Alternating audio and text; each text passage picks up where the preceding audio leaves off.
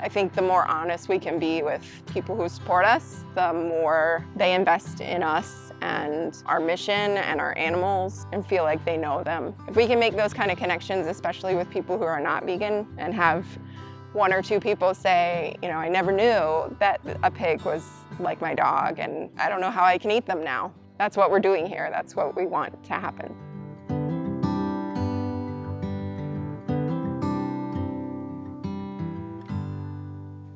We started this in April of 2019. You know, we had really taken like the deep dive into veganism at that point, and we saw the need for places for farmed animals to go. Even in the cities, you know, pigs and goats and chickens were showing up and really had no safe places to go. We just kind of threw ourselves into it, learned as we went, took a lot of animals the first couple of years.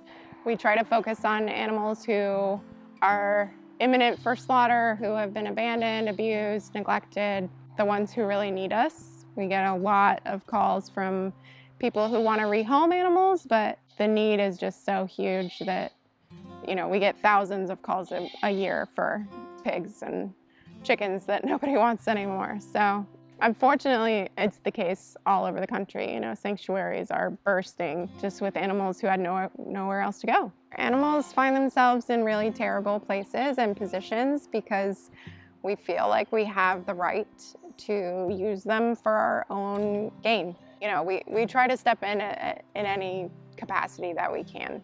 The conditions in factory farms are horrendous. Even the small, you know, local farmers who you think care a lot more. It's a lifetime of, you know, trusting a person and then having that person betray you in the most giant way possible. And we think that because they can't speak to us in English that they don't understand that betrayal, and they absolutely do. They are loving and sweet and smart and so amazing, and most people don't get to see that part of it because they see the packages in the grocery store. We're so disconnected from farming in general, from the conditions that exist in these places, and that information is all readily available. If you want to find out what happens on a dairy farm or on a kill floor, you can go and watch that video. And most people don't have the stomach for that, but still turn around and consume the final product. Unfortunately, when you're an animal welfare organization whose whole livelihood is donations, it's hard to be able to present that aspect of it. We try to be as candid as possible. It's a pretty astronomical number, you know, once you sit down and like actually look at all of it. We have a few $1,000s a month in just feed and hay. And then there are vet bills, and then there are structures that need to be built and fences that need to be kept up. This year we've spent probably $12,000 on dirt. 100% of our funding is just through donations. We're a nonprofit registered, so everything's tax deductible. It's the reason that we have full-time jobs still. We want to make sure that everybody's taken care of whether we have funding or not.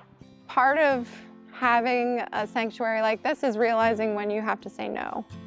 And unfortunately, we have to say no every single day. We just cannot take any more. We don't financially have the resources, and we don't physically have the land available at this point.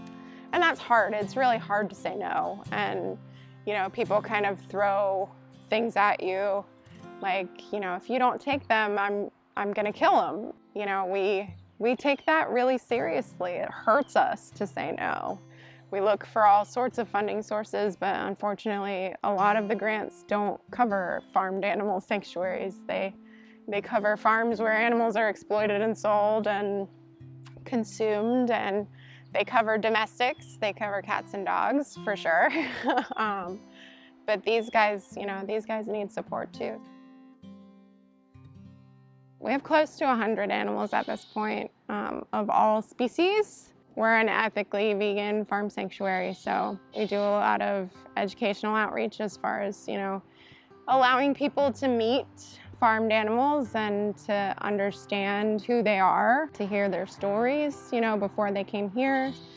We take the information that we're given, and we have the turkey at Thanksgiving, and we believe that traditions don't need to be examined or reimagined or ethically considered. We're just at the point where people are like, oh, Columbus Day, that might not be a great thing after all. It's gonna take a long time for us to catch up. Have we made a lot of progress? Sure. Half the dairy section is plant-based milk. That's amazing. 20 years ago, we never ever would have thought that would be the case. But we still just have so much learning to do. And it means putting an effort into finding other alternatives. Have an interaction with a goat or a cow or a pig that is meaningful. If we can make those kind of connections, especially with people who are not vegan, and have one or two people say, I never knew that a pig was like my dog, and I don't know how I can eat them now. That's what we're doing here. That's what we want to happen.